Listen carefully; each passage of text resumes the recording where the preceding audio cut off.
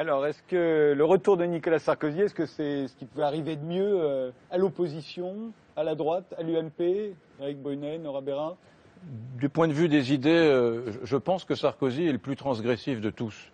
Dans cette France qui a besoin depuis bien longtemps qu'on la réforme, qui présente sur le plan statistique des chiffres assez inquiétants au regard des autres économies européennes, le personnage le plus transgressif sur le plan économique, celui qui a le plus fait, c'est lui. Je ne dis pas que c'est extraordinaire. Giscard était plus élégant, Pompidou et Mitterrand étaient plus intellectuels, De Gaulle était plus martial, mais celui qui a pris la France un peu comme un Rubik's Cube et qui a essayé de faire bouger les lignes, comme on dit aujourd'hui, c'est lui. Celui qui a fait la RGPP, la fameuse révision générale des politiques publiques qui a conduit à 150 000 agents publics de moins dans la fonction publique d'État. C'est lui. Alors bien évidemment, c'est une des mesures qui a été la plus contestée et pourtant, pour ceux qui, comme moi, sont un peu réformistes et qui rêvent que la France se modernise et qu'on dégraisse un peu le mammouth, comme disait Claude Allègre, eh bien, il est le seul qui a montré la voie. Il n'est pas parfait. Beaucoup de réformistes disent « Oh là là, il n'a pas été assez loin ».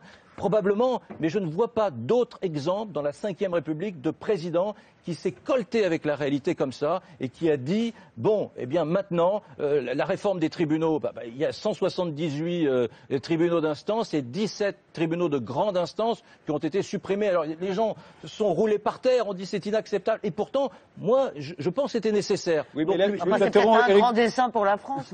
Éric Brunet, je vous interromps parce que sur ce bilan-là, il a été battu en 2012. Pourquoi est-ce que tout à coup maintenant c'est devenu le meilleur candidat possible de l'opposition? Nora Bérin Moi, je considère qu'aujourd'hui que la France est dans un état de faiblesse absolue.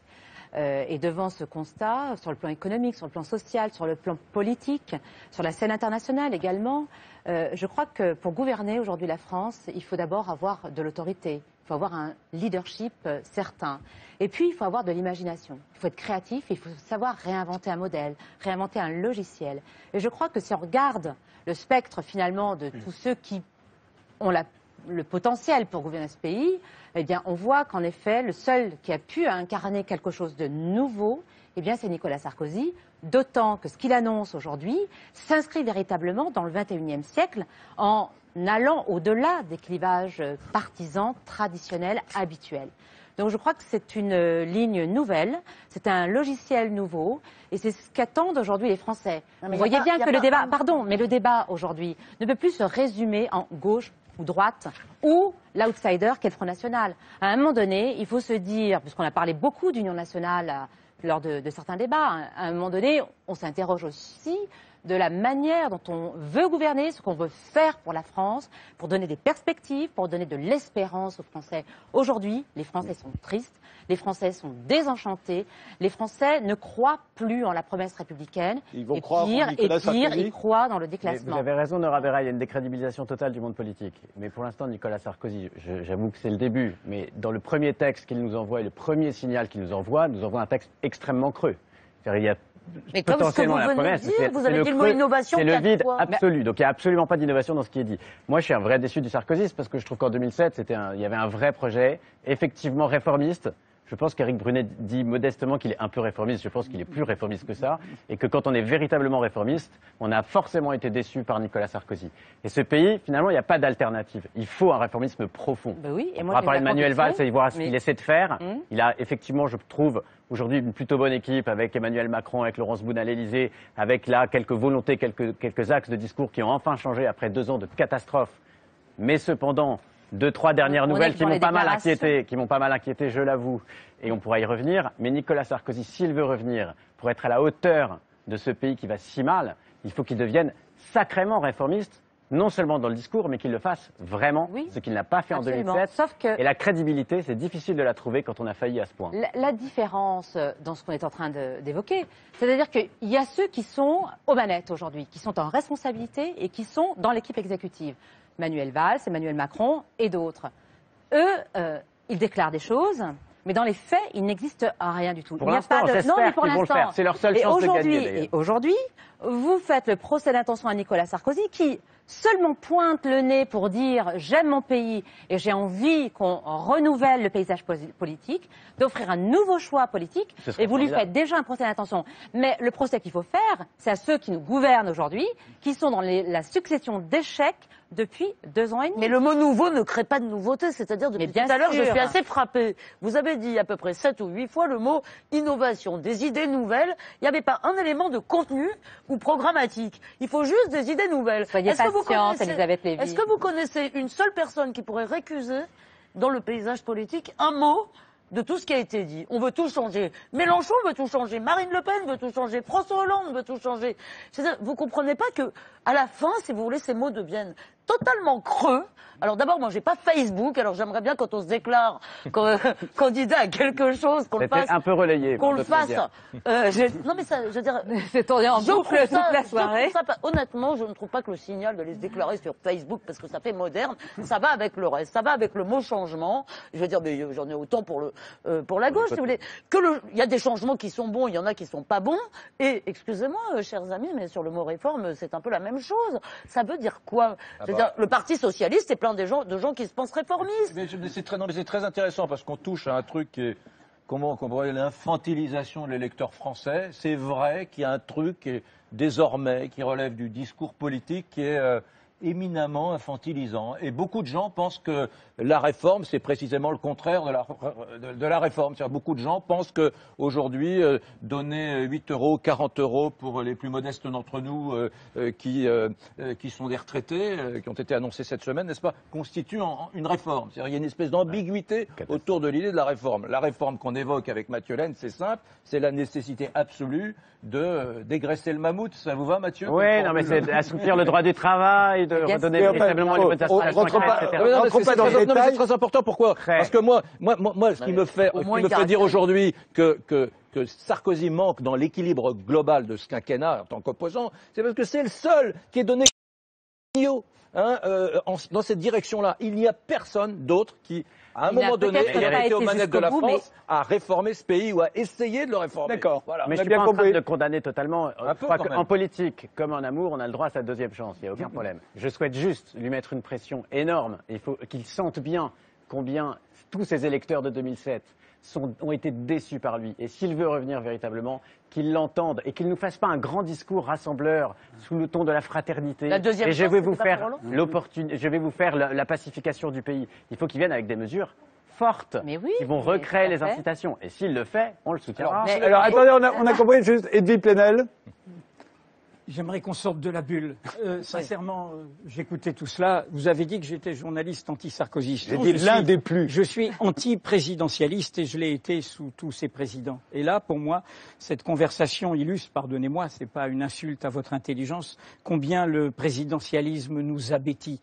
Je croyais que la démocratie, c'est une dynamique collective, c'est le peuple souverain, c'est la délibération. Et là, on parle de la quête d'un chef, avec des mots creux, qui va tout d'un coup venir comme un sauveteur. Ce n'est pas ça la démocratie. Là, nous ne sommes pas face à une opération reconquête, mais nous sommes, et tous les militants UNP ou électeurs le savent vraiment, parce qu'ils ne sont pas bêtes, les électeurs, une opération sauvetage. Directeur de campagne, ancien directeur général de la police nationale. Directeur de cabinet, ancien préfet de police. Vous parlez de ceux actuellement. Mais oui, des gardes du corps. Monsieur Péchenard, Monsieur Gaudin. Et Monsieur sauvetage. Opération sauvetage, le feu de la justice, le feu des affaires. Évidemment. C'est-à-dire, cet homme a déclaré devant l'ensemble du peuple français, j'arrête. Le soir, je passe à autre chose. Je prends des avions privés de luxe payés par M. Courbit. Je vais chercher de l'argent pour un fonds spéculatif. C'est pas tout à fait l'homme qui va s'occuper du peuple et de la crise qui fait ça. Et tout d'un coup, il revient. Pourquoi? Qu'est-ce qui a changé? Rien. Il a entre-temps ruiné son parti. Et il dit, je vais en faire un nouveau. Et il n'a pas mis un centime, alors que c'est les militants qui payent.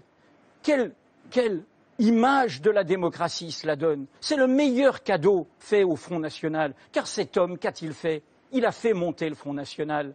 Les civilisations supérieures, en désignant nos compatriotes musulmans, c'était qui? C'était M. Guéant en 2012. Le débat sur l'identité nationale, diversion, c'était qui? C'était sous M. Sarkozy, avec M. Artefeux, etc.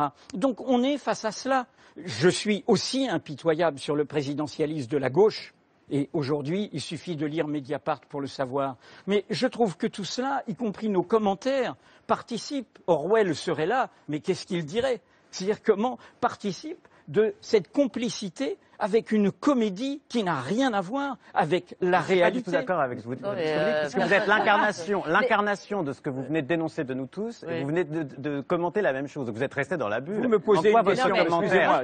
En quoi votre commentaire avec des arguments? Non, mais c'est assez Attendez, pas tous en même temps. Nora Béra. Je croyais qu'Edoui Plenel allait élever le débat. C'est un débat et de non, mais fond, attendez. Et finalement, vous nous dites quoi? Que vous êtes anti-présidentialiste. Donc en fait, finalement, vous êtes contre Sarko, vous êtes contre l'homme, vous êtes contre tout. Et finalement, ça décrédibilise totalement votre développement. J'illustre juste que la démocratie, c'est dire ce qu'on fait et faire ce qu'on dit. Je dis que nous sommes face à une politique, là, qui est une imposture. En l'occurrence, quand on dit c'est le rempart du Front National, vous avez entendu les civilisations supérieures de M. Guéant en plein débat, disant oui, pas M. Valls, et vous avez aimé cela, et vous avez aimé cela. Et les affaires, quand même, M. Sarkozy est actuellement mis en examen pour corruption active, pour trafic d'influence. Un réseau de magistrats et de policiers le problème au cœur avec de vous, l'État. M. Edoui Plenel, c'est que vous avez déjà condamné Nicolas Sarkozy. Madame, on n'a plus besoin de débattre de la question puisque le débat est clos pour vous. Je ne condamne personne. Je mets des faits sur la table. Mais pas du tout. Je mets des vous l'avez faits condamné. comme dans l'affaire. Mais laissez donc la présomption d'innocence. Le trésorier de votre parti, exister dans ce pays. Le trésorier de votre parti, l'ancien Monsieur Éric Woerth, il est renvoyé devant un tribunal dans l'affaire Bettencourt. Vous le savez bien. Et donc ces procès auront lieu en début d'année. L'affaire Karachi. On ne va pas passer l'émission à tourner autour du pot. Vous exagérez. Je n'exagère pas. Je n'exagère pas. La seule procédure qui est allée jusqu'à son terme est l'abus de faiblesse sur Mme Bettencourt, et ça a été un non-lieu. Écoutez-moi, madame. Non, écoutez-moi. Vous ne croyez pas que quand même, vous qui êtes des politiques, vous qui sortez d'élections où on a vu l'abstention et la montée du Front National, que ces questions que vous moquez là en disant la vertu en politique, le rapport de vérité en politique, le souci du plus grand nombre, et éviter cette guerre des uns contre les autres au nom de l'identité, au lieu de résoudre les problèmes sociaux. Est-ce que vous vous rendez compte que vous êtes déjà le procureur et tout cela. Mais je ne suis pas le procureur. Vous êtes transformé en procureur de tout je suis pas. J'ai écouté votre conversation et je dis que cette conversation participait d'une chronique des petits chevaux sur le retour de M. Sarkozy. Alors répondez à Edoui Plenel, Elisabeth Lévy. J'aimerais répondre. Le premier point, vous avez cité cette phrase de Claude Guéant, qui est certainement malheureuse dans la formulation. Je veux dire, mais il semble, si vous voulez, qu'il y a une des raisons je pense pour lesquelles les gens avaient voté pour Nicolas Sarkozy en 2007, et une des raisons d'ailleurs pour lesquelles il n'a pas perdu de beaucoup en 2012, c'est qu'il prétendait répondre aux angoisses identitaires. Pour vous, Edoui Plenel, quelqu'un qui se dit « je préfère mon mode de vie à un certain nombre d'autres », quelqu'un qui s'inquiète parce qu'il veut que l'Europe reste l'Europe, que la France reste la France, que les modes de vie et les valeurs qui y ont cours y restent. Il préfère ces valeurs-là, oui, il préfère cette civilisation où les femmes ont le droit de se balader en mini-jupe et où on mange ce qu'on veut, aux civilisations où on cache les femmes. Ça ne veut pas dire qu'elles sont supérieures puisqu'il n'y a pas d'instance transcendante. Vous avez le droit de trouver que les civilisations, je veux dire, où on empêche les jeunes filles de se mettre en jupe pour aller à l'école, c'est-à-dire pas si loin de chez nous parfois, sont merveilleuses.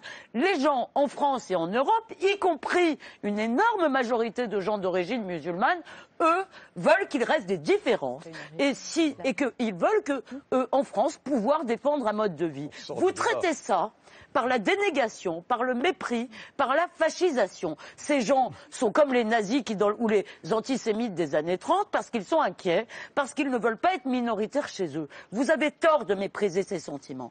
La deuxième chose, ce sont les affaires. À ce jour, d'accord, si je vous mets sur écoute, Monsieur Plenel, que je vous mets 5 juges aux fesses, pardonnez-moi, je suis sûr que je vous mets sur écoute pendant 1 an, d'accord, je vais trouver quelque chose.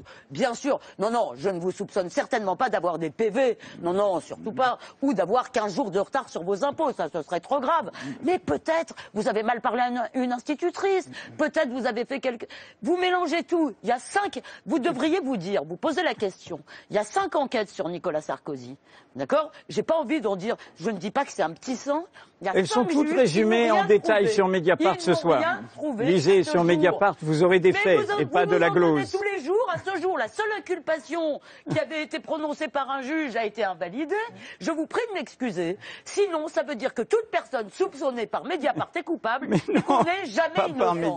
Personne n'est innocent avec vous, Edoui Plenel. Mais non, arrêtez. C'est ça le problème. Alors, juste pour donner la parole à Laurent Bouvet, qui est avec nous, je l'ai dit tout à l'heure, vous dites que le retour de Nicolas Sarkozy, c'est d'abord une mauvaise nouvelle pour la gauche. Alors, est-ce que vous pouvez nous expliquer pourquoi? Oui, moi, ce qui m'intéresse, en fait, c'est moins la mise en scène, la scénographie du retour et le commentaire, effectivement, ce qui, pour le moment, on peut lui donner le crédit de l'inscription dans le temps, on verra. Et pour le moment, c'est vrai qu'il n'y a pas grand-chose, ni dans son mot sur Facebook, ni dans tout ce qu'on entend.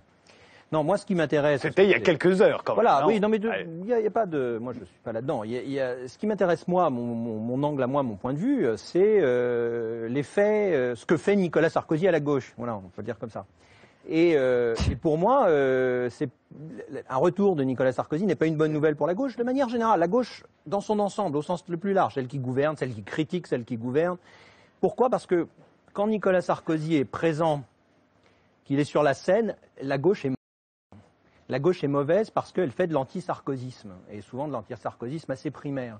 Et pendant qu'elle fait de l'anti-sarkozysme, ça permet de se reposer, de ne pas réfléchir, de ne pas trancher des débats qui sont c'est l'éléphant au milieu de la pièce, hein, disent nos amis anglo-saxons, on ne voit que lui, mais on détourne le regard pour surtout... et du coup, on prépare mal l'arrivée au gouvernement. Une fois qu'on y est, ça cafouille, c'est compliqué, on n'a pas choisi, donc on hésite. Et puis quand on choisit, il y a ceux qui sont pas d'accord, qui auraient dû, avec lesquels on aurait dû parler avant, qui sont là, qui disent ça va pas, vous trahissez.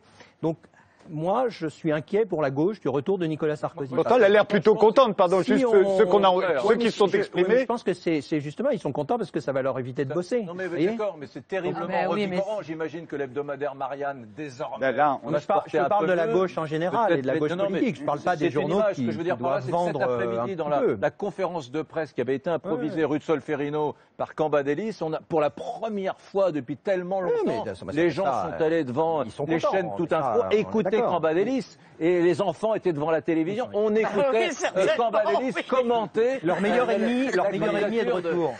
C'est le meilleur ennemi de la gauche. Edoui Plenel. Mais normalement, pardon, en général, on dit que plus l'ennemi est réussi, plus le film est bon. Vous ne pensez pas que ce soit vrai en politique? Je ne dis pas que l'ennemi est réussi. Je ne porte pas de jugement là-dessus. Je dis que la gauche devient bête face à Sarkozy par anti-Sarkozy. Le crétinisme. Elle est revigorée. Le crétinisme présidentiel. C'est incroyable. Là où Edoui Plenel a raison quand même, c'est que il y a quand même un truc. Quand même. Non mais moi je suis d'accord. Il y a un truc. Excusez-moi, moi ce que vous appelez la 6e République. Moi je n'ai pas dit la 6e République. Vous l'avez pas entendu. Quand vous parlez du présidentialisme, si vous voulez, je lui donne pas de numéro. Ce que je vois comme alternative, peut-être pas vous, c'est qu'en gros on nous propose de remettre le pouvoir, si vous voulez, à la majorité des députés de ceci ou de cela. Moi ça me fait pas je dis non. C'est pas le sujet. Mais là où vous avez raison, si vous voulez, c'est que qu'on considère que 3 ans, on est 3 ans. 2 ans et demi. Bref, on est pile à la moitié du quinquennat. En gros, la France est polarisée, disons, entre 3 personnages. Donc, le président François Hollande, qui effectivement souffre sans doute, disons, d'une perte de légitimité, quoique je pense qu'il est tout à fait évidemment légitime pour finir son mandat. Marine Le Pen, qui effectivement qui a beaucoup de raisons de redouter. Et finalement, c'est-à-dire tout le monde effectivement nous la joue, les éléments de langage que vous avez montrés dans votre reportage avec tous les gens qui sortent, qui nous disent il est merveilleux, c'est nouveau, etc. Il y a un côté sauveur, mais qui moi me met mal à l'aise.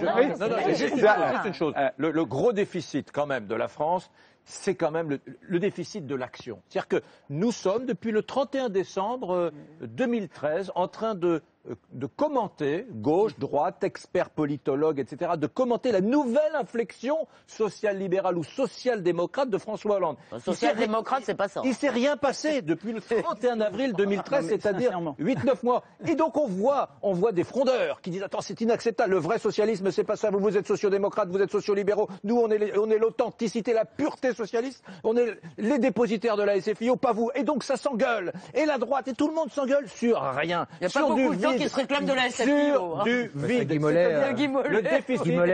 Non, mais pendant ce temps, Matteo Renzi a supprimé les départements italiens. Il y en a 101 en 7 mois. Nous disons on va les supprimer dans 7 ans. C'est-à-dire que le déficit de la France, c'est l'action politique. Il ne se passe rien. Et de ce point de vue-là, oui, c'est vrai que Sarkozy incarne autre chose. C'est l'action politique. Il a pas incarné, c'est bien gentil, mais en quoi est-ce qu'il peut prouver Sincèrement, je reviens à mon idée. La démocratie, c'est quand même le peuple souverain et sa délibération. Déjà, à gauche, on a actuellement un premier secrétaire du PS qui n'a pas été élu par aucun congrès, qui a été remplacé un qui est aujourd'hui au gouvernement, et on a actuellement un Premier ministre qui, il y a 3 ans, n'a eu que 5% dans son parti. Et on a un président de la République qui a jeté par-dessus bord ceux qu'il avait dit qu'il ferait. On peut discuter, il a le droit de changer d'avis, mais on revient devant les lecteurs d'une manière ou d'une autre. On leur demande leur avis. J'ai changé, j'ai compris que c'était compliqué. Là, vous êtes en train, vous qui êtes de droite, vous êtes en train de parler et de commenter le retour de Sarkozy. Tant que je sache, il y a une consultation électorale qui est prévue à l'UMP. Il y a M. Juppé, il y a M. Fillon, il y a M. Le Maire. Et faites quand même le bilan de vos échecs. Moi, j'ai besoin, en tant qu'électeur, d'une droite républicaine qui fasse une vraie barrière à l'égard du Front National.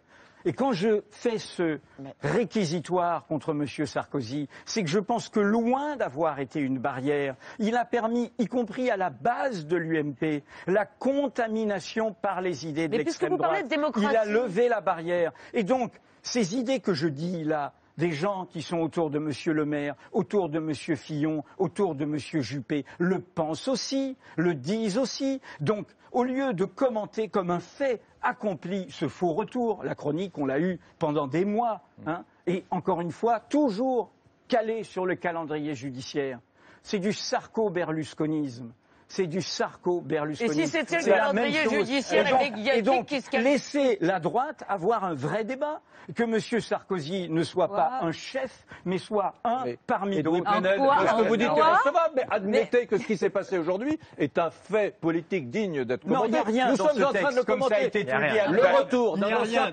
Mais je vous rappelle qu'il... C'est un ancien président de la République qui dit « je rentre dans la République ». Après avoir dit le contraire. Il est candidat à la présidence de l'UMP. À un moment, il faut bien qu'il le dise, qu'il l'annonce. Il n'est pas là pour dire « voici mon projet ». Il dit « me voilà prêt à lancer quelque chose de nouveau ». Bien sûr. Au sein de ma famille politique pour incarner autre chose. Mais pourquoi Attendez. Vous savez qu'on est la seule démocratie à avoir les mêmes... Je termine juste sur un exemple qui concerne aussi bien la gauche que la droite. On est la seule démocratie où la sanction électorale ne change rien à la longévité des carrières politiques. Il y a eu un référendum. Ça va peut-être changer. Ça va peut-être un peu changer. C'est peut-être un petit peu en train de changer avec le quinquennat. Il y a eu un référendum en Écosse. Le Premier ministre a perdu. C'est le non qui a gagné. Il a annoncé sa démission ce soir. Je vous rappelle un référendum sur une question qui nous tient tous à cœur, quels que soient nos cheminements, c'est-à-dire la critique de l'Europe telle qu'elle est. De cette Europe qui marche sur la tête, l'Europe de la finance, l'Europe de la dérégulation, l'Europe de la bureaucratie et tout. C'était en 2005. Les deux champions en une du Paris Match, du oui, c'était qui? C'était M. Sarkozy et M. Hollande. 2005. Nous sommes 9 ans après. Et on a toujours les mêmes. Et alors qu'ils ont perdu, alors que le peuple a voté non, et que ce non a été balayé, envoyé aux oubliettes. Attendez, pour la première fois de mon existence, je suis d'accord avec Plenel. Vous voyez que je suis un homme de rassemblement. J'ai un bon vieux copain, journaliste politique suédois, et à chaque fois qu'il vient me voir à Paris, il me dit, avec son accent suédois que je ne vais pas imiter, il n'y aurait pas en Suède un de vos hommes politiques qui serait digne d'être un président président de club de ping-pong. Ça me fait beaucoup marrer. Et je l'ai fait, non, ben quoi, je pense que là-dessus, Plenel a raison, on a vraiment on est très oublieux. Non, mais on n'est pas très mature sur le plan démocratique, nous autres Français, on est très oublieux de ce qui se passe à droite comme à gauche. Mais là, où vraiment je fais un petit reproche, c'est que vous n'êtes pas bienveillant. Tout est bon pour accuser Sarkozy. Je suis le plus gentil des hommes. Sarkozy, un jour, devant un journaliste de BFM, je crois, Bourdin, dit je ne reviendrai pas en politique. Je crois sincèrement qu'il était sincère. Ça peut, on peut faire une volte-face. Oh, vous êtes beau garçon. Arrêtez de j'en ai marre de ces 5 années, je ne reviendrai pas en politique. Qu'est-ce qui a changé? Alors justement, je voudrais vous poser la question, est-ce que Nicolas Sarkozy, comme certains le prétendent, est, à votre avis, le meilleur rempart à droite contre le Front National? Est-ce que Alain Juppé ou François Fillon ou Bruno Le Maire ou un autre ne pourrait pas être plus rassembleur? Mais Sarkozy a fait ses preuves arithmétiquement. Alors là, qu'on soit de gauche, de droite, du centre ou de nulle part ou d'ailleurs, il y a un fait, c'est que arithmétiquement, alors qu'il était président de la République, il y avait presque plus, enfin, il avait tassé considérablement l'élection. Bah oui, le Front National pendant 5 ans a été bien sûr, et en 2012, le Front National. Vous vivez ailleurs. On a entendu le voir dans les élections intermédiaires. Éric, vous êtes de bonne volonté, mais excusez-moi là quand même. Est-ce qu'il y a eu des scores équivalents à celui des européennes? Mon cher Éric, Elisabeth, apprenez-moi, dites-moi, nourrissez-moi. Juste répondre à la question. Est-ce que c'est le meilleur rempart ou pas? Non mais ça dépend quel discours il va tenir. Si le meilleur rempart contre le Front National, on croit que c'est la dénégation, c'est-à-dire le discours en ce moment de Juppé, Le Maire et de tous les autres, c'est ce que j'appelle, parce que la droite c'est comme le cholestérol, il y a la bonne, la mauvaise. Alors la gentille droite est de gauche sur ces questions-là identitaires, et c'est le discours irénique que nous nous enrichissons toujours de nos différences, qu'il n'y a aucun problème, que la coexistence entre les différentes cultures est une chose harmonieuse, naturelle, qui s'effectue de façon tellement normale qu'il n'y a aucun problème nulle part, pas de séparatisme culturel, pas de tension, etc. Si on pense ça, si vous voulez, on ne peut pas dire si Nicolas Sarkozy sera le meilleur rempart, puisqu'il n'a pas dit sur quelle ligne il serait. Le problème pour moi de Nicolas Sarkozy, c'est qu'il fait du marketing. C'est-à-dire, je suis d'accord sur une chose, je n'aimais pas le ministère de l'identité nationale, mais je crois qu'il faut poser les questions identitaires, contrairement à Edoui Plenel. Donc s'il les pose, il est le meilleur rempart. Ça dépend comment il les pose. Ah bon. Je dois dire c'est l'agenda de l'extrême droite qui continue. C'est l'agenda. Alors moi, je crois précisément. Je voudrais que les autres répondent aussi à la question. Une phrase sur répondre à l'agenda de l'extrême droite. C'était Monsieur Buisson qui avait des magnétophones et qui enregistrait tout le monde. Prenez-le au sérieux, s'il vous plaît. Nous sommes là au cœur de notre désaccord. Nous sommes là au cœur de notre désaccord. Oui, mais c'est pas un débat. Vous pensez que toute personne qui pense aujourd'hui que, si vous voulez, les flux migratoires peuvent poser des problèmes, qu'il y a des problèmes de tension interculturelle, etc. Vous pensez que toute personne doit être renvoyée à l'extrême droite. Vous allez faire gagner l'extrême droite comme ça. Alors, Mathieu Laine et Laurent Bouvet et Nora Berra. Il me semble que le meilleur rempart contre le développement du Front National, c'est le retour de la crédibilité en politique d'un homme ou d'une femme qui un jour a véritablement un projet, s'aligne et s'y tient. Pour le coup, je suis d'accord avec ce que vous disiez. On n'a pas tout à fait la même ligne, mais je suis d'accord sur la méthode. Et c'est vrai que faire ce qu'on dit, dire ce qu'on fait. À droite comme à gauche, jusqu'à présent, on a été sacrément déçus. Et si Nicolas Sarkozy revient avec effectivement cette ambition de rassembler sur des mots extrêmement creux, il n'y arrivera jamais. Parce qu'aujourd'hui, il me semble que la meilleure des opportunités politiques, c'est précisément d'être réformiste et de l'assumer et de convaincre une majorité de Français qu'on va le faire. Ça va être très difficile pour Nicolas Sarkozy puisqu'il ne l'a pas fait, en tout cas pas assez. Il y a une opportunité aujourd'hui pour le Premier ministre, c'est précisément qu'il le fasse. L'opportunité de Manuel Valls aujourd'hui, c'est bien d'aller chercher tous les électeurs, ou une bonne partie des électeurs de droite, en adoptant des réformes que la droite n'a jamais osé adopter. Mais sur quelles réformes? Je vous les donne tout de suite. Non. Il n'y a pas de réforme. Je ne suis pas en train de dire qu'il va le faire, je suis en train de dire que j'aimerais qu'il le fasse. Et je vais vous donner lesquels. Je vais vous donner lesquels. Parce que si on arrive à ce que la gauche, pour une fois, soit un peu réformiste et ose remettre en cause, ouvre le travail le dimanche. Le pacte de responsabilité, c'est devenu un véritable slogan. Mais non, mais pour l'instant, c'est dramatique, on est tous d'accord. Voilà. Et donc, il faut qu'on assouplisse le droit du travail pour redonner la possibilité à des gens de retrouver un emploi, tout simplement parce que si je suis moi patron de PME, je dois pouvoir licencier en sachant combien ça coûte, on oublie les prud'hommes, je sais combien ça coûte, je licencie si j'ai besoin de licencier ou si je m'en souviens pas. Au contraire, si j'ai la possibilité, justement, parce que précisément, comme vous avez le sens de la logique, mais que vous l'avez peut-être un peu oublié, si vous avez la possibilité plus facilement de licencier, en réalité, vous embauchez plus facilement. Pourquoi? Parce que vous abaissez le risque à l'embauche. La liberté du renard. En l'occurrence, celui qui, à droite, a commencé à énoncer un début de programme très réformiste, c'est François Fillon. François Fillon a fait une véritable évolution, je suis tout à fait d'accord. Vous avez bien entendu, il va dans le sens que vous semblez souhaiter. Le discours de François Fillon depuis quelques mois est manifestement celui de quelqu'un qui a compris qu'il fallait enfin aller vers quelque chose de plus réformiste. Assouplissement du droit du travail, baisser véritablement les impôts, désencapsuler cette société qui finalement désincite à travailler, à innover, à se développer. On gagne sur des programmes. Attendez. Ah bah j'espère, parce que si on ne gagne effectivement que sur vos commentaires sur la question de ça, ça n'a aucun intérêt.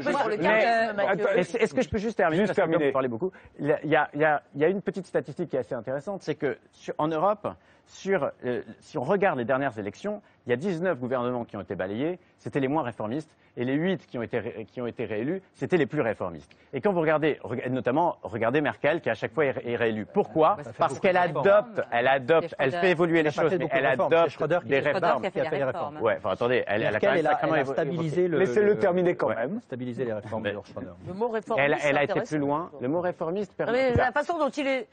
Il n'y a pas d'alternative à ce qu'on désencapsule ce pays. Il n'y a pas d'alternative. Ah non, il n'y a vous pas dites comme tout le monde en fait. Laurent Bouvet. Il n'y a pas d'alternative. Et si vous faites ça, véritablement, vous avez une opportunité. Si la gauche le fait, ça force la droite à le faire. C'est ça le raisonnement. Enfin, elle va être obligée de le faire. Si Manuel Valls ne le fait pas, il est mort. S'il le fait, il empiète sur les voies de Sarkozy. Et précisément, il oblige Sarkozy à aller chercher de l'autre côté. Emmanuel Valls. Je vous le donne la parole juste après. Laurent Bouvet. Moi, je vais juste répondre à votre question. Est-ce que Nicolas Sarkozy est le... Oui, je suis le Fayot de service. En 2007, il a été le rempart au vieux Le Pen, à Jean-Marie Le Pen. Il faut se rappeler que ce n'était pas Marine Le Pen la candidate, c'était Jean-Marie, qui l'a battu sèchement, et il a pris une partie de l'électorat qui normalement aurait pu ou dû voter Jean-Marie Le Pen. Donc il a été un rempart de ce point de vue-là.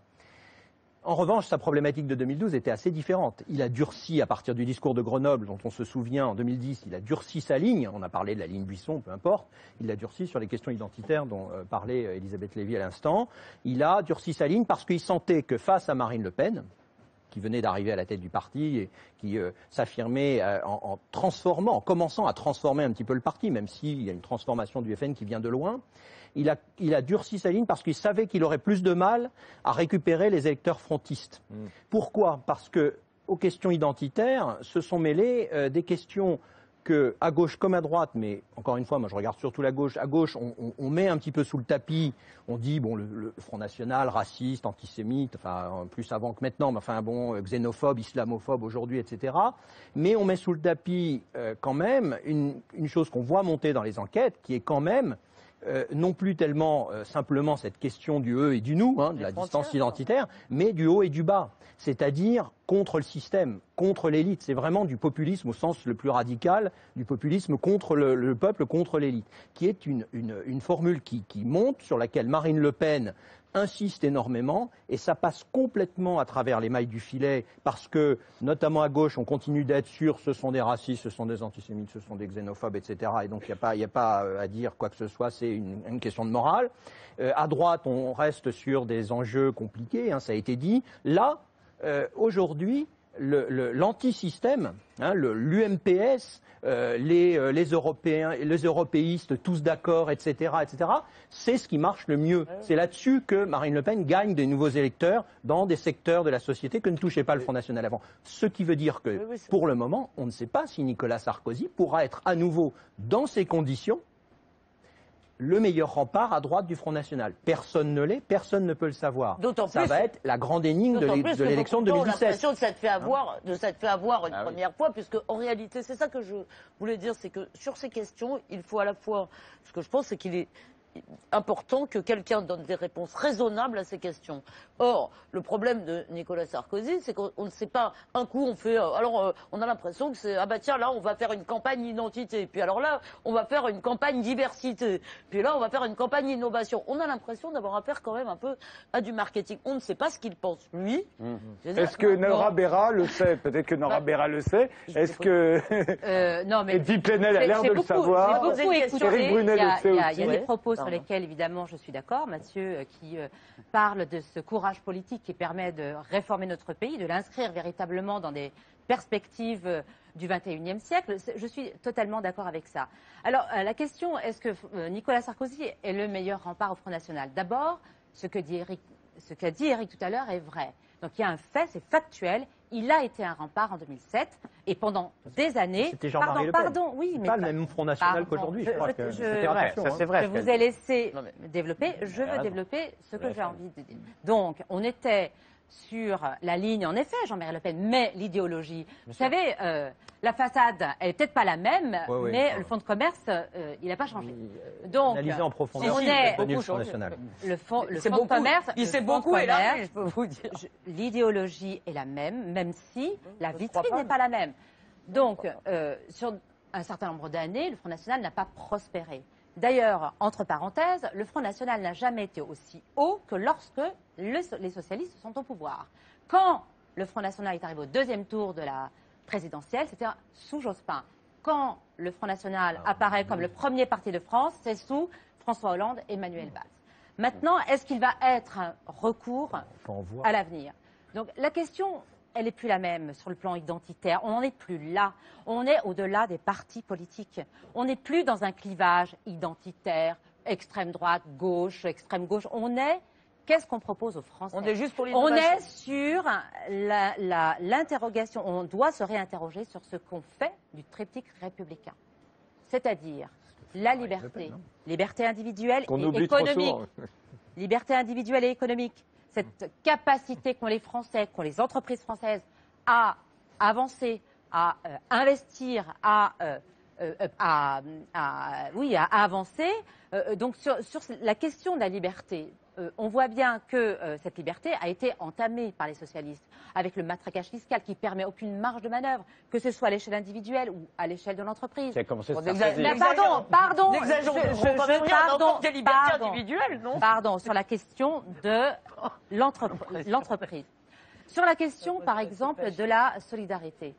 Aujourd'hui, on est à la limite de l'acceptation à la solidarité nationale, ce pourquoi on cotise, l'impôt, la protection sociale, puisqu'on est en train de se pointer du doigt les uns les autres, et on voit bien qu'une frange de la population, finalement, stigmatise une autre frange de la population, alors que tout le monde devrait être fier de pouvoir porter ce socle. Pardon, Nora Béra, mais tout ça, c'était déjà avant l'élection de François Hollande, du temps où Nicolas Sarkozy était président de la République. Ah non, parce que ça s'est beaucoup aggravé. Oui, mais enfin, ça existait déjà.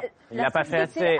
Avouez quand même qu'il n'a pas fait le job. Il n'a pas fait assez. C'est pas grave, il faut le faire maintenant. Je ne vais pas dire qu'on a tout réussi.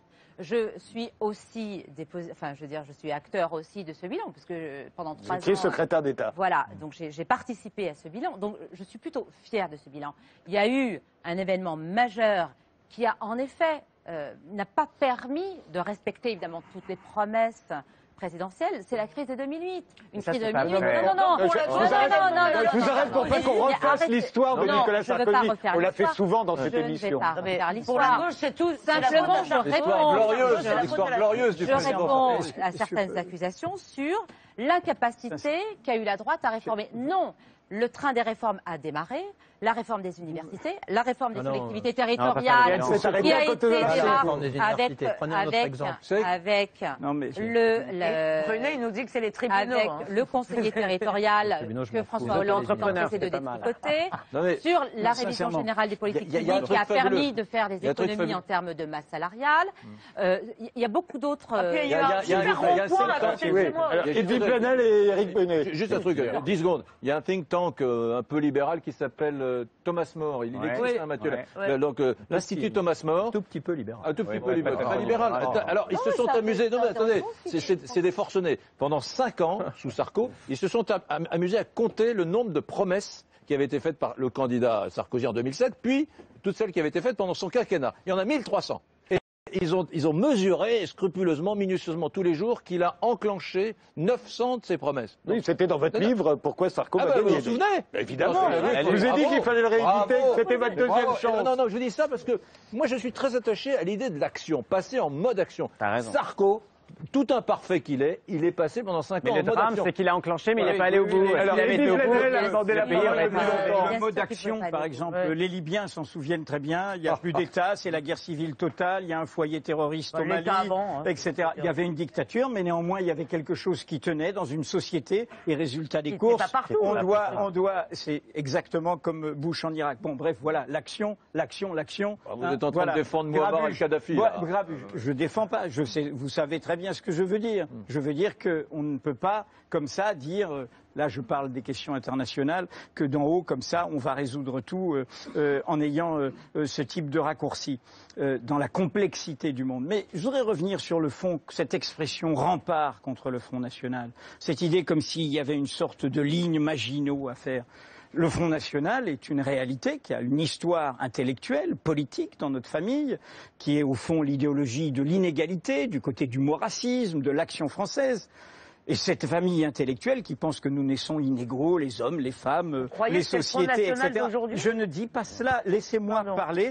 Et je dis que cette famille intellectuelle aura toujours ses talents pour le défendre. Pourquoi c'est devenu une force politique? Non pas à cause de l'Europe, c'est 84. Le premier grand succès, 2,5 millions de voix aux européennes de 1984. Il y a 30 ans, l'Union soviétique existe toujours, l'Espagne et le Portugal ne sont pas encore membres de l'Union européenne, l'Allemagne n'est pas réunifiée. 30 ans. Quelle est la raison de cette ascension? C'est le bilan de la droite et de la gauche au pouvoir. C'est leur bilan au sens où elles n'ont pas répondu. Et pour moi, c'est tout clé de la question sociale de ce pays qui piétine, qui macère, qui a 12 à 14 millions de travailleurs pauvres, de gens. On a publié, il y a 20% des SDF en région parisienne à Paris qui sont salariés. C'est-à-dire qu'ils touchent un salaire, mais ils ne peuvent pas se payer un logement. C'est ça la réalité. Alors qu'est-ce qu'il y a derrière cette question sociale? Et derrière ces gens qui voient le monde comme des dossiers. C'est ça, M. Macron parle de dossiers. Alors on dit il y a des illettrés, et puis il a cette phrase où il ne voit pas comment ça peut ressentir comme une humiliation sociale que d'en haut on dise vous êtes illettrés. N'encapsulez pas les gens comme ça. Qu'est-ce qu'il y a derrière ça? Qu'est-ce qu'il y a derrière ça? Il y a profondément, et d'où mon obsession de tout à l'heure, la question démocratique. La question démocratique. Vous ne pouvez pas balayer comme ça la question des affaires, la question de la vérité en politique, la question du respect des promesses. Les électeurs, ils sont intelligents. Ils comprennent tout ça comme nous, et ils comprennent que Sarko actuellement c'est du vent et qu'il fait fuir les juges et qu'il n'y a rien de neuf. C'est vrai ce que vous dites, les électeurs, ils le voient comme ils comprennent que François Hollande dit je reste et j'ai décidé tout seul. La puissance de ce que vous venez de dire, en fait, c'est un acronyme, c'est UMPS. Et ça, c'est vrai. C'est la puissance de Marine Le Pen d'associer l'UMPS. Excusez-moi, il n'y a pas besoin que Marine Le Pen le dise à partir du moment où des gens. Pourquoi il y a des forces sociales? Pourquoi il y a des forces politiques différentes? Pourquoi M. Laurent Bouvet est la gauche ici et vous êtes la droite? Pas parce qu'il y aurait quelqu'un qui serait plus pur ou plus juste que l'autre. Heureusement, d'ailleurs, je ne sais même pas pourquoi je suis là. C'est parce qu'il y a des intérêts sociaux différents dans une société. Il y a des intérêts sociaux. Et il y a ceux qui pensent que ceux qui ont les moyens, qui sont plus riches, qui sont etc. Attention, vous êtes dans la caricature. Oui. Mais nous avons le capital et le travail, c'est pas la caricature. Attends, parce que là, c'est une vieille réalité. Attendez, vous parlez tous ensemble. En 1790, nous autres Français, le génie français, nous avons inventé la droite et la gauche. C'est éblouissant, c'est nous. On a breveté parce qu'il y a des intérêts sociaux différents. Alors, oui, mais je voulais dire. Mathieu Lannes voulait intervenir et Laurent Bouvet peut-être. L'UMPS, pourquoi ça marche? C'est parce qu'effectivement, la gauche comme la droite ont été extrêmement mal inspirées dans leur capacité de réforme. Et que malheureusement, la gauche n'a jamais su, il y a peut-être tentative maintenant, on verra bien, mais se réformer et s'adapter au nouveau monde, et la droite encore moins. Parce que nous sommes dans des attitudes extrêmement étatistes des deux côtés, et la droite, on peut leur reprocher encore plus, parce qu'on aurait pu considérer qu'elle aurait pu s'inspirer davantage, et malheureusement, elle ne l'a pas fait, surtout qu'elle l'avait promis en 2007. À la limite, François Hollande, il ne l'a pas promis, lui. Et donc, bon, si, au moins, mais François Hollande n'a pas promis la réforme véritablement telle que je l'entends. Et donc, je trouve, on l'entend jamais. Un des vrais remparts au Front National, c'est qu'un jour, il y ait tout ce peuple des orphelins politiques et des gens qui peuvent même aller vers ces gens-là et mal voter, de mon sens. Pourquoi? Parce qu'on est déçus par ces hommes politiques qui ne font rien et qui, malheureusement, tous les autres pays commencent à se réformer, les nôtres, non. Quand est-ce qu'on aura un homme politique qui supprimera, comme Cameron, 400 000 fonctionnaires? Alors, quand est-ce qu'on aura un nouveau véritablement supprimer des emplois? Non, au contraire, c'est délibéré, mais vous avez le sens de la caricature. C'est délibéré. Comment? Ouais, mais quand est-ce qu'on aura un pays qui se découplera de son État et qui redonnera la puissance à la création individuelle? Dans certains pays qui ont fait des réformes, celles dont il est question à l'instant, les Suédois viennent de voter. Les Suédois ont fait ces réformes. Ouais. Pendant 20 ans, il y a eu des réformes, des gouvernements de gauche et de droite, sociodémocrates, conservateurs qui ont fait des réformes.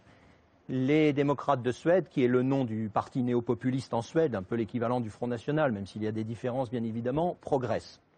Un autre pays qui n'est pas dans l'Union européenne, la Norvège.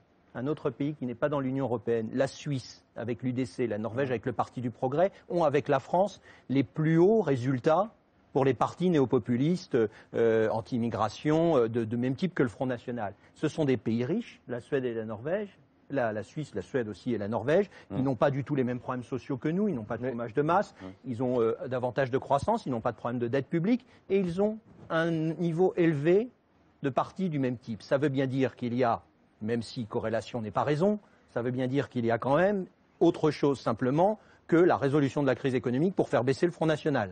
Je crois qu'il y a une question fondamentale qui est que ce fameux UMPS que pose Marine Le Pen, ce n'est pas parce que c'est Marine Le Pen qui le dit.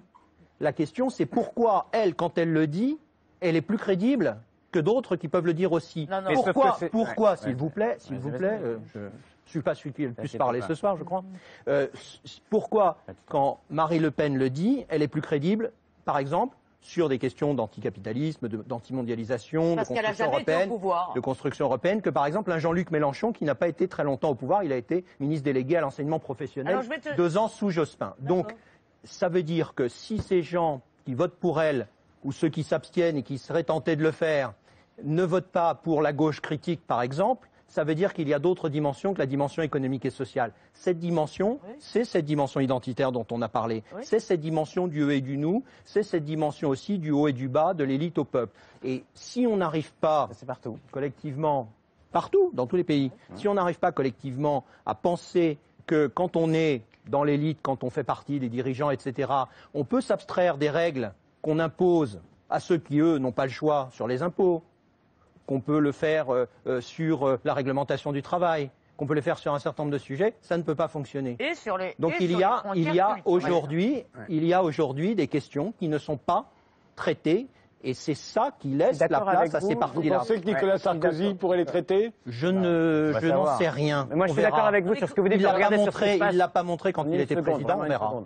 Dernière prise de parole sur le sujet, parce qu'on va changer de... Je suis d'accord avec vous, parce que quand on voit l'Angleterre, effectivement, ils ont fait un vrai programme, ils ont baissé l'impôt sur les sociétés, effectivement, ils ont supprimé des fonctionnaires, et aujourd'hui, on est un pays à 3% de croissance avec le chômage qui baisse. Effectivement, ça marche. Et pour autant, les partis extrémistes montent également. Donc ça atteste de ce que vous dites. Mais chez nous, il y a un phénomène cumulé, c'est qu'en plus, il y a ce non-travail de la réforme et de la décrédibilisation du monde politique qui n'adresse pas cette réponse à un problème fondamental. Donc on ne peut pas non plus le nier. Il y a un vrai sujet de ce côté-là. Sur l'immigration d'ailleurs, qui est un vrai sujet. Pourquoi on n'innove pas un peu? Boris Johnson, le maire de Londres, avançait une idée que moi je trouvais assez intéressante. Moi je suis comme lui d'ailleurs, pour la libre circulation des personnes parce que c'est le respect de chacun. Mais après il faut créer les bonnes incitations à circuler. Et Éric Brunet, je vous ai déjà entendu sur ce sujet, parfois il y a des systèmes sociaux tellement généreux que ça attire des gens qui viennent juste pour cela et pas pour le travail. Boris Johnson il dit juste, ce qu'on peut faire, c'est qu'on ne donne pas d'allocation sociale pendant 2 ans. Et là, je peux vous dire que les gens qui vont venir vont vraiment venir pour bosser. Et pourquoi on ne va pas vers ces mesures simples? Moi, j'aimerais qu'un Nicolas Sarkozy ose ce genre de choses.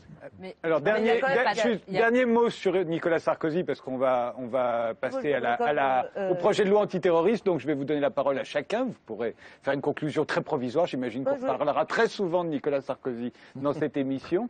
Donc, Éric Brunet. Moi, j'ai la conviction que, pour faire court, ça va beaucoup nous enrichir sur le plan intérieur, l'arrivée de Sarkozy, parce que encore une fois, ce retour de Sarkozy, parce qu'encore une fois, pour reprendre ce que dit Mathieu Laine, il y a un besoin pathologique, immédiat, urgentissime de réforme. On a compris, en écoutant ces dernières heures, ces derniers jours, Manuel Valls, qu'il n'allait pas les enclencher. Manuel Valls a dit en quelque sorte aux frondeurs et à la gauche, il a dit c'est bon, avec le pacte de responsabilité et le CICE, on a donné, ça suffit, on n'ira pas plus loin. Peut-être un peu sur le travail le dimanche avec les partenaires sociaux, on n'ira pas plus loin. Mais pardon, mais Alain Juppé est un des premiers à avoir voulu faire ces réformes en 95 quand il était Premier ministre, donc vous auriez pu lui faire confiance pour les faire s'il devenait le candidat de l'UMP. Je ne suis pas certain que, même Fillon, en tout cas Juppé, soit le transgressif.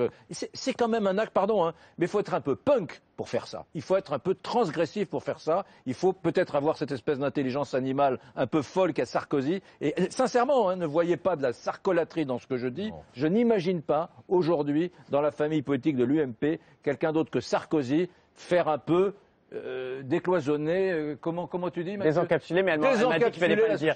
Mais dis-moi, moi je pense, c'est pas être punk ou pas, c'est juste avoir des convictions profondes. C'est un peu dramatique, quoi.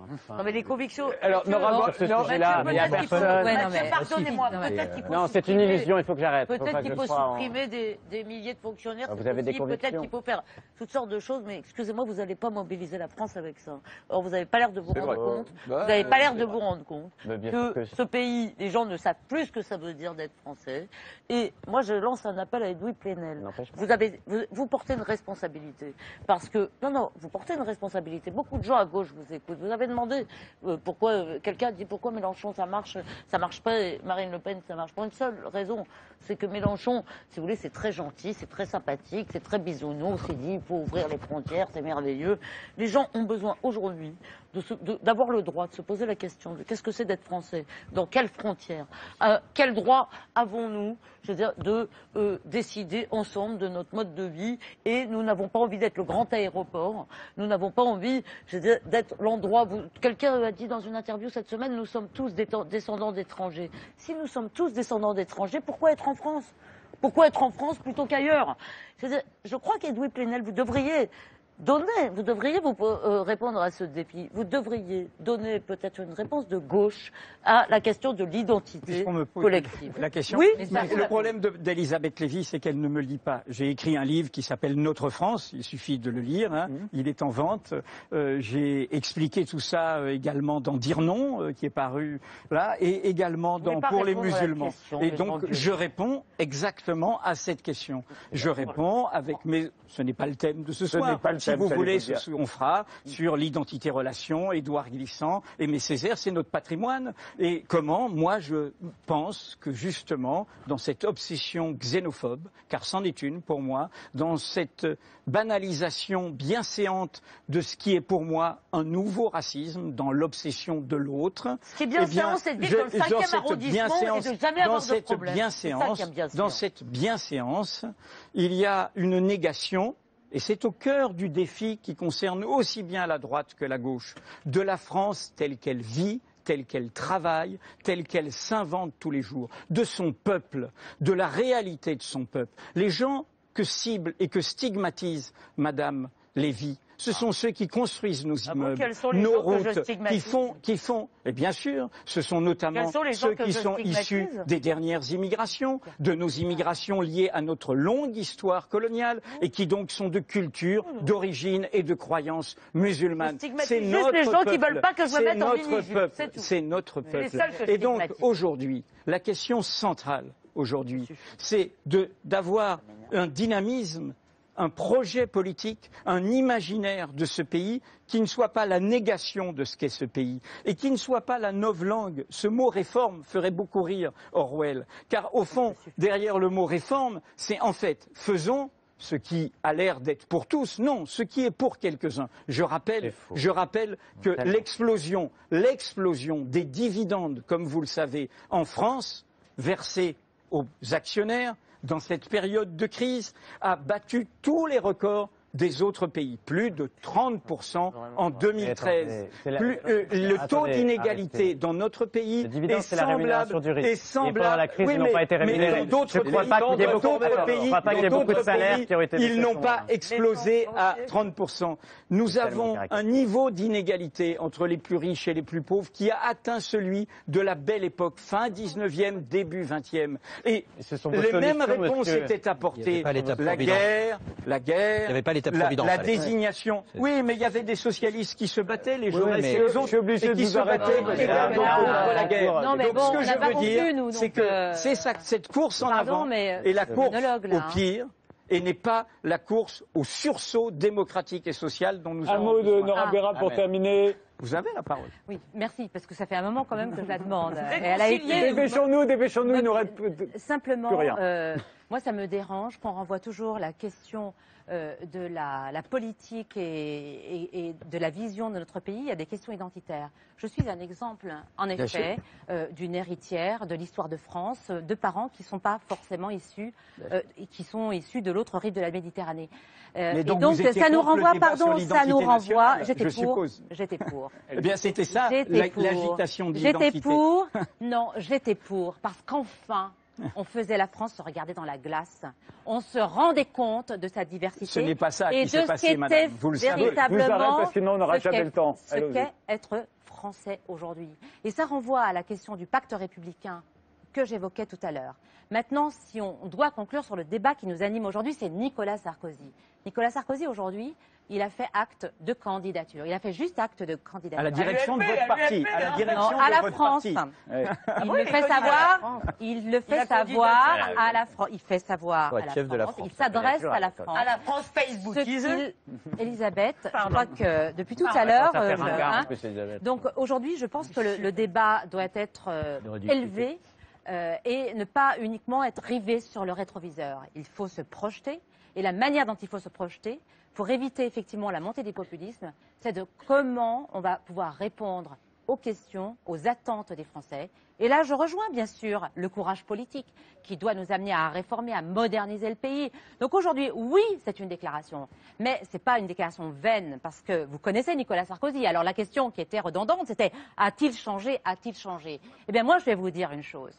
S'il est toujours aussi courageux, volontariste en tout cas, et cette capacité à agir, eh bien moi je préfère qu'il n'ait pas changé. Voilà mon mot de conclusion. Eh bien ce sera la conclusion, je vous remercie. Il y a un autre sujet que je veux qu'on aborde dans cette émission, c'est ce projet pour une nouvelle loi antiterroriste qui fait débat, comme vous allez le voir tout de suite.